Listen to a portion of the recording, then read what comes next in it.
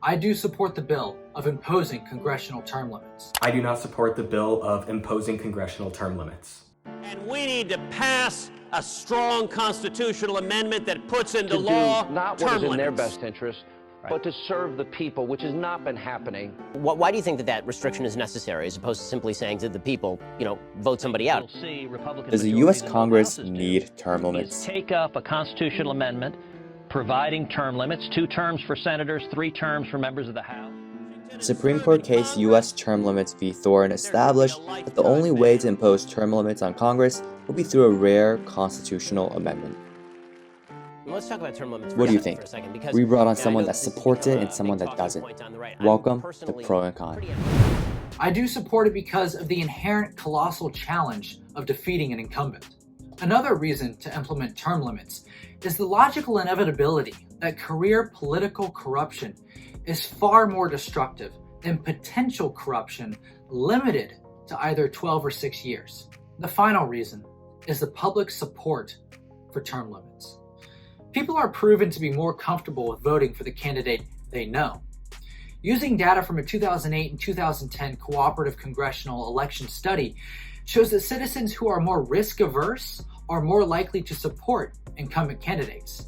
Incumbency holds a tremendous financially advantageous aspect. According to the Center for Responsive Politics, within the last election cycle, Senate lawmakers enjoyed an average of $28.46 million raised, while challengers raised a mere average of $5.2 million.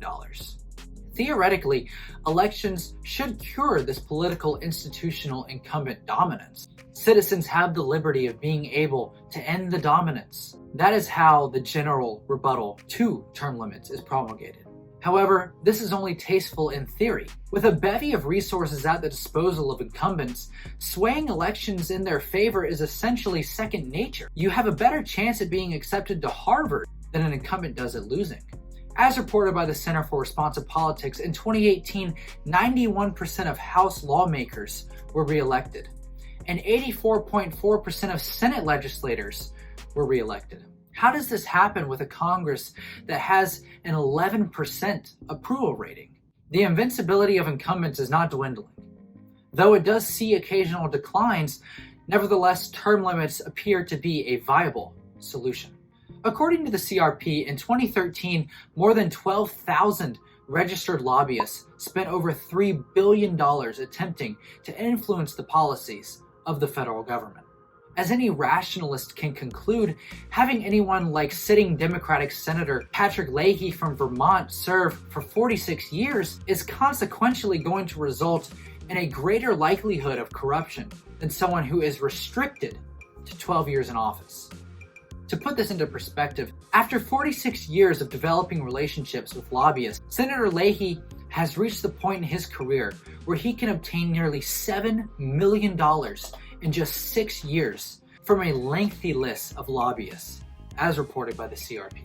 With a fresh rotating occupancy guaranteed every 6 years for the House of Representatives and 12 years for the Senate, this provides for a better chance at preventing long-term political careerist corruption. Americans seek the introduction of new perspectives in Congress and the elimination of continued baggage to our national debt, which currently flourishes in a careerist congressional culture.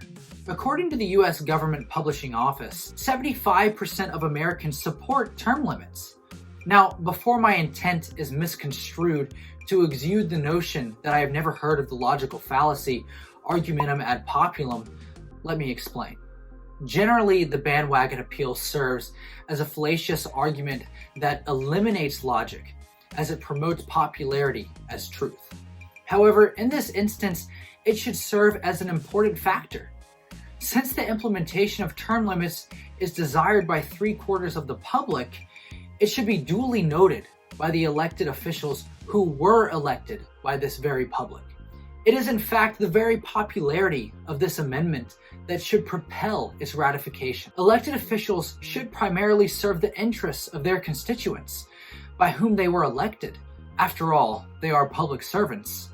And if this be the majoritarian promoting of term limits, then so be it.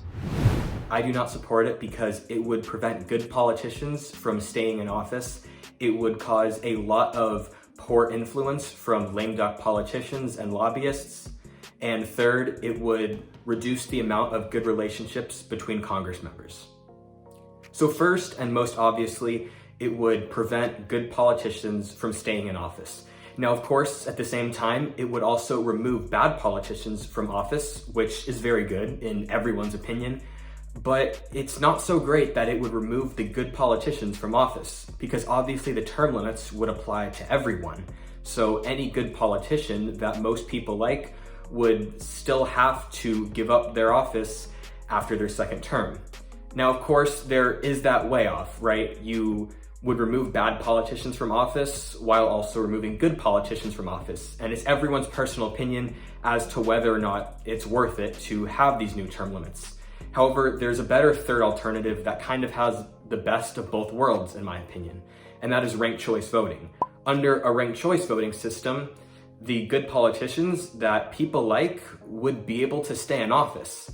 However, the bad Congress members that most people don't like would have to give up their seat.